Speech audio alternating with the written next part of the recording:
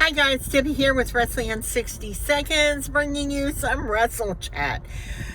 It's been a very busy week, crazy week, dealing with a lot of stuff. I've had a lot of questions, got a lot of things to tell you. First of all, let's start with Tuesday night NXT. I will have to say I missed a photo op and I'm still hating myself for it. And what was it? Well, after Wesley and Zachary Wentz and Trey Miguel finished their promo in the ring, I go to the ladies' room. And I will tell you, we know Wesley. And I like to think that we help get the Rascals back together. You know, it wasn't too long ago that I got on here and I made a video and I said, you know, hashtag, I forgot what it was, but anyway, hashtag da-da-da-da, and let's try to get the Rascals to reunite, especially with this TNA NXT thing. And apparently it worked. So voices are in numbers, all right? So I want to thank everybody who helped do that. I did it on a pretty constant thing on X, and so did Wesley's wife. His wife's, she goes by Queen. I have not met her. We've talked to Wes about meeting her and stuff like this. But anyway, getting back to the promo, after they finished the promo and I scoot off to the bathroom real quick, what does Wesley do? He comes out with Zachary Wentz and Trey Miguel and introduces them to Hot Miss Deborah. And they have a conversation, and by the time I get back, they're gone. But at least she told them that we were going to be in TNA. We heard this past week that I got you, Debbie. We got press passes for TNA in Florida, August 2nd and 3rd. And I should have a bunch of content for you for that. But I was dealing with that. And, of course, MLW this week. We went Friday night. And for those who don't know MLW, and there might be a reason for that. And that reason could be none other than WWE's former Vince McMahon. And for those of you who don't know this, and I found it interesting, maybe because I have a legal background, and it just let me scratch in my head, because what does Vince McMahon WWE have to do with MLW? Well, MLW was getting ready to sign a streaming deal with Tubi. Now,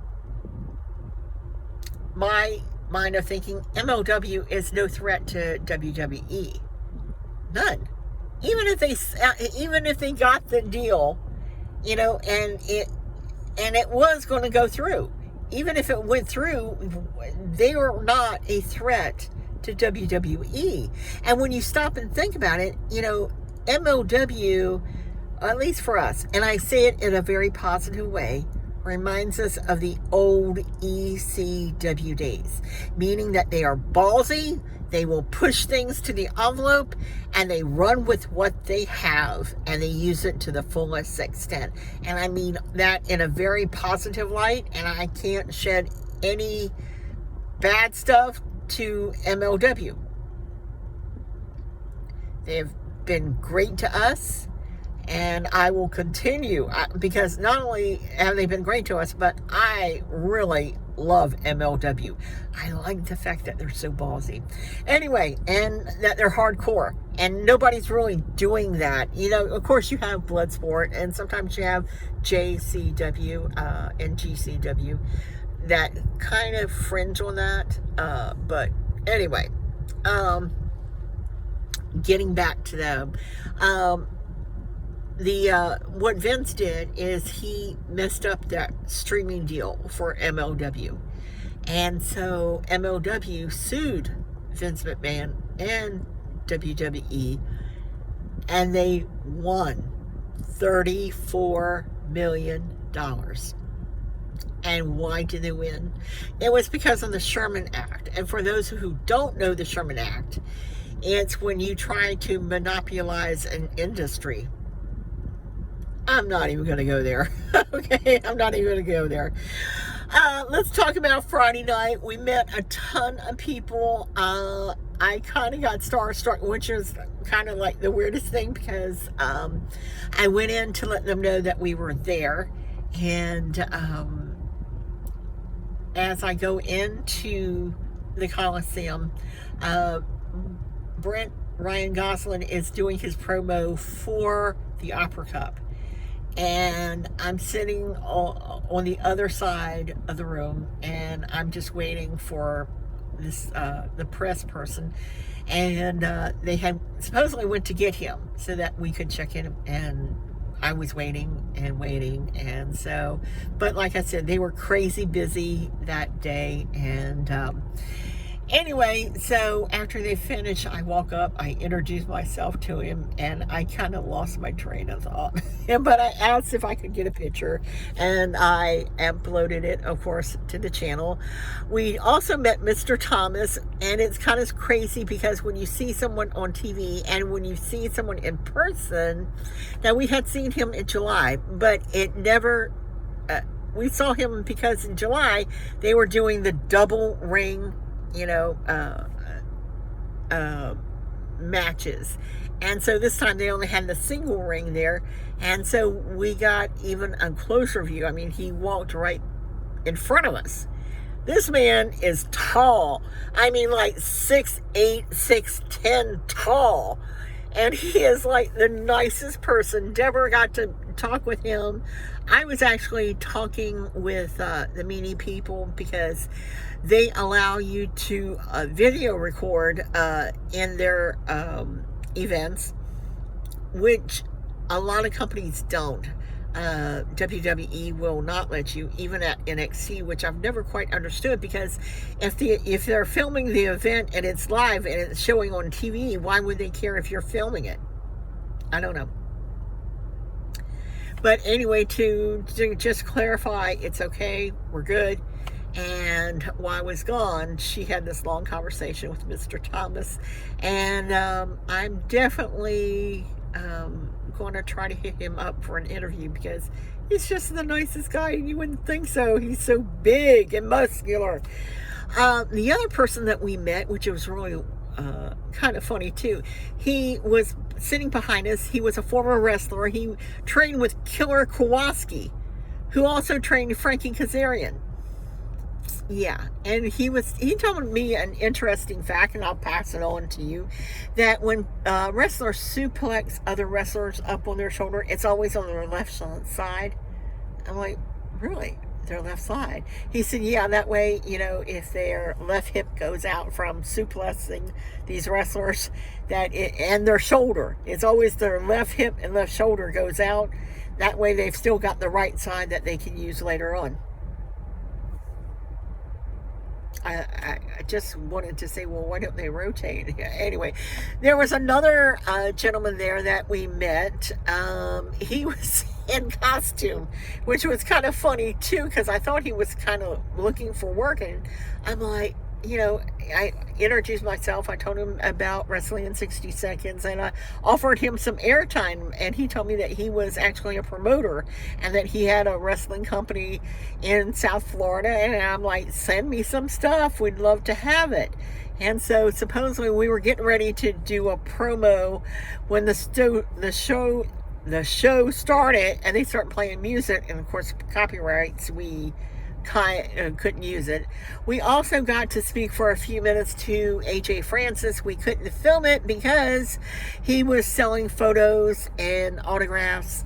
Photos were $40, autographs were $40, but you could do a combo for $60. And that line was huge in the beginning when the doors opened. The doors opened at 5:30, 6 o'clock. The show started at 7. I think they went on air at 9. I'm not really sure of that. I intend to rewatch the show. I always do that. I personally love MLW. And speaking of MLW, they had the sign, never say never, never say never, but they never gave a date of when Never Say Never is. I will tell you that they're continuing the Opera Cup. That's going to be August 10th. And They will also continue the Opera Cup matches that will be held August 29th and MLW Summer of the Beast. Both of those locations I do not have.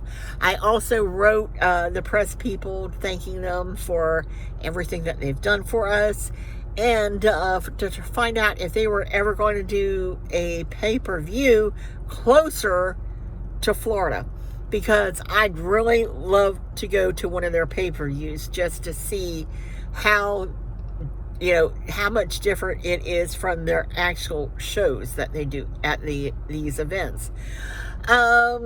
Anyway, lots of things. I will tell you that the Conan sentence that I got, and I asked you guys' opinions, I come to find out from another person that he just does that every so often. He'll send somebody a message, and I said, well, does he ever reply back? And she said, it happened so long ago, I don't even remember. So anyway, we'll wait to see how that, I still don't understand that whole scenario, but just a day in our life, right? I'm just a girl following the wrestling world.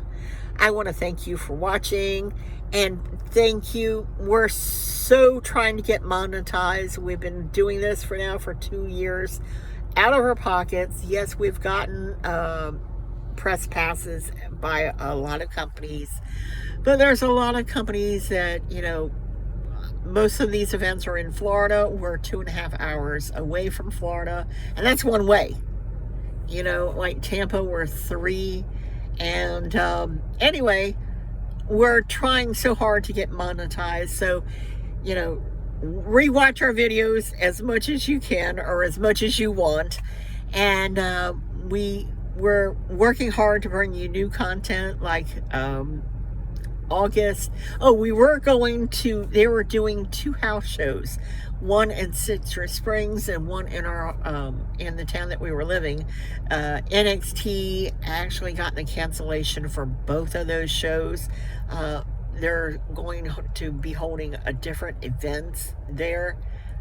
So I was going to bring you content from there, both of those shows, but that didn't happen. And so I guess our next big live event, I'm not sure about NXT this Tuesday. I really would like to go because of Wesley and the Rascals being there, and maybe I'd have the opportunity to meet Trey Miguel and Zachary Wentz. Maybe we could set up something in Tampa to interview them, or maybe do it online or whatever. Anyway, I want to thank you so much. You don't know what this means to us. We're just a couple of girls following the wrestling world. As always, thank you for watching, subscribing, and until next time, bye for now.